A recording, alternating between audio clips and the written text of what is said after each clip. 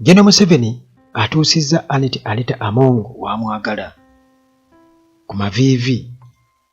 Amutuusizza wayagala ku maviivi. Kakati mukazi wattu ekisooka akakasanga bwali loyo ennyo eri Museveni kuba amanyi kyekimutaasa nti wagerezaako wonna okugamba nti oba n'ayogera tinze n'ekyayo kigavumenti kubanga ebyobugagga bye byonna abirina bw'ati Museveni G5 ne mutabani we ayinza okubigatta ku byobusika abigattako. Kakati munnange Anita Among ali ku maviivi yeegayirira General Museveni, nsonyiwa. Jjukira ng'ekirwadde kya blood clot kikyamugoya ebigere mu kuzimba, yasoose n'asaba bamuwe omukisa asobola okugenda okubeera ng'ajjanjabibwa. Mumpe omukisa nzijanjabibwe, ngende mu ddwaliro nzijanjabibwe, naye wa beerawo awo. Ffe tulina abasawo abaffe okitegeera. Kakati awo General Museveni ayagalawo nnyo ng'okaaba kuba obulumi. General Museveni si ekintu ekimulya, tigundi awulira obulumi, gundi bamusse, gundi bamukubye bamumenye okugulu, bamukubye amasasi, ebyo tebimulya.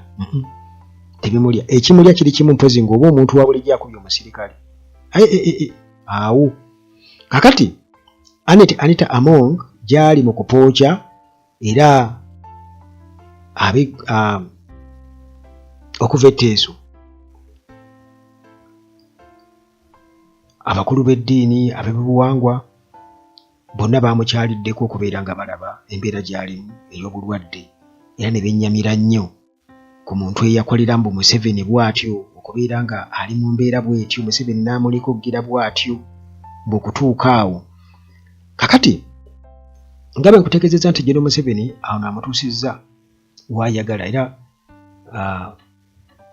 ng'era Mohamed Nsereko bwe yagamba nti taneenya Kyagulanyi kudduka mu Uganda. Kati ate era still ababadde banenya ababaka ba NUP okulayira, awo osobola okugyawo n'ekizampa awo kubanga Nambooze yabagamba nti baba kugaana kulayira kiba kitegeeza nti baali bamaze okubeera nga balangirira, kyali kitegeeza kulangirira buli byeekera ku gavumenti butereevu. Kakati amakulu gaali ga kulayira, kwegamba gavumenti nga bwe mugimanyi naawe mmwe mu butemu twogera ku NRM gavumenti, manyi abamu nalabye Sebamala tayawula state na gavumenti ng'awoza state gavumenti abitabiikiririza bwato Sebamala gwe baagala okuleeta mbu ku bwa leader of opposition, oyo naye tujja kumulaba ku lulwe. Naye nga Anita Among ali mu kupookya era ono mu meeting gye yabaddemu ne ba MP okuva etteeso bw'atyo former speaker Anita Among akaaba maama muntaase naye lwakuba nti bannanga abantu tebayiga. Anita Among yali badde nga yasembayo mu ekizampo ku baali bakoledde Museveni bwe yali awaze n'agamba mubaaki nga ndi mabega we. Kakati Anita Among n'asaba bamemba ba palamenti bano nti basobola omuyambako ne bakomunikatingako ne bawuliziganyako ne General Museveni ne Muhoozi CDF nga basaba ekisonyiwo ku kinno olowooza. Ekisonyiwo kiri ku kubeera nti nno yali afunye amaanyi mangi nnyo ne influence mu palamenti era nga basuubira okuba nti ayinza okulemeza Muhoozi 2031 ku kye baagala okubeera nga bapulaninga nti palamenti yebeera eronda pulezidenti. Kati Anita Among awo baali basuubira okuba nti ayinza okukuba Muhoozi busu teweerabira, si lwakuba nti nno nguzi.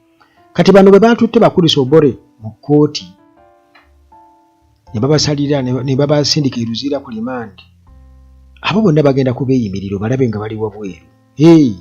Tolowooza nti bagenda kubasiba muganda wange, bagenda kubatta. Bali Muhoozi alina naye kennyini bwe yagamba nti bantu be mujjukira bulungi nnyo. Kakati bino byonna biri awo byasenga vuddemu nkoze ki ngaddemu. Kakati mu meeting ng'ebwe gye baabaddemu ababaka abava etteeso olwogera ne Anita Among eno bw'akaaba mukazi wattu bw'akaaba woowe mama eyalinga mu palamenti ng'ayogeza buyinza singa nkuzannyira obutambi muganda wange ojja kakasa nti ensi ekyuka. Kakati bw'atyo Anita Among ng'akimanyi essaawa eno waali akakasa nti ababaka ba palamenti baamukyawa n'abo be yalinga awa ssente. Kakati agamba nti bank accounts ze bazifreezinga ate nga ye signatory ku zo zonna ziri frozen omuli n'ezo eza Bukedia Comprehensive School ez'amasomero ge nazo ziri closed. Kakati nga yeewuunya agamba nti ate lwaki abasomesa n'abayizi abali innocent abatanda kye bamanyi lwaki balina okubeera nga babonaabona. Abantu abali mu gavumenti tebanjagala ng'omuntu, baagala kwonoona buli kimu n'obulamu bwange bwonna, baagala nfe nga ndi mwavu. Anita Among yayogera. Kakati munnange ng'amaze okuzisinkana bammemba ba palamenti ab'etteeso bano bagenze ku palamenti ne bakola press conference era bwe bati ne bakuba omulanga eri General Museveni amusonyiwe kubanga bakimanyi bulungi nnyo tebasobola na kutuukayo ewa Museveni. Balina kumirira ku palamenti ne boogera kati Museveni babeera bamuyambye oba babeera bayambye ne bakamuwa akatambi kyesisuubira nti ayinza okukafuuna Museveni kuba ye Museveni kati bamufeedinga information eri awo tetegeerekeka. Muganda wange muhoozi ayagala provinga nti taata we nti oba wajja okwogera mu bantu nti yasiimuuka oba kiki kubanga kati byayogedde ku Besigye byongera okulaga sijja kulimba titalina kyamanyi nga n'abatonda bebuza ayogera ku biki bino ti Besigye tajja mu kkooti. Kakati ba MP baali bagenda nti wali ensonga lwaki ate abasomesa balina okubeera nga tebasasulwa misaala. Kino kigenda kukyankalanya abazadde n'abasomesa n'abaana n'abasomesa okutwaliza wamu abazadde abasasula school fees tebalina musango.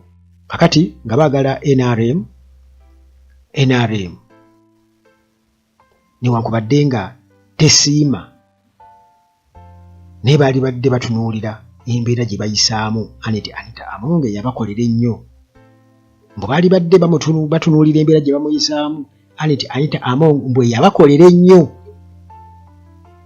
Bayinza okubuuza ku ki kuba Museveni yagamba ye teri yamuyamba bajja kugamba nti Anita Among ffe tumukoledde fe abamu obwa sipiika yalinnyira wano baali banatero tu baali bayisizza ne kubayita ababiri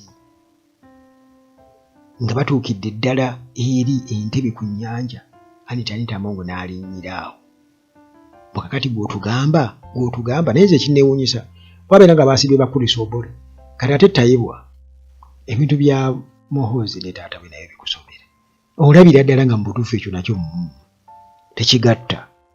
tekigattiraku ddala nti kati ye mbu tayibwa yali immune mbu ye kagamba teyakombako yadde ekyongera okubeera nga kikiralifayinga ensonga eri nti ekisibya Anita Among gyoyo twabagamba si ssente si lwa bubbi kuba Museveni takusiba lwa bubbi kuba n'ababbye abakomezaawo mu gavumenti n'agaa nti baabonerera ekyo mukimanyi bulungi nnyo. Naye okay mwandaye katumusabire ekisooka bamusibirawo Nakasero takkirizibwa genda kufuna bujjanjabi. Kati bo abantu be bagamba nti agenda kuvundira awo baagala afiira awo. Kale gavumenti ya General Museveni okusinziira ku byabadde ayogera jjo alagira ddala nti ekiwamba abantu ekikwata abantu alaga nti tekirina buzibu kigende mu maaso kuba ye bw'alaba ndowooza kitaasa mutabani we alina okutulaga nti w'amaanyi tazannyirwako gamba yoyo gwe nazaala Muhoozi to avenge my death naye tonnafa ogenda bugenzi kugira bannange nabyo ebigambo byenjogera kamba siibulire wano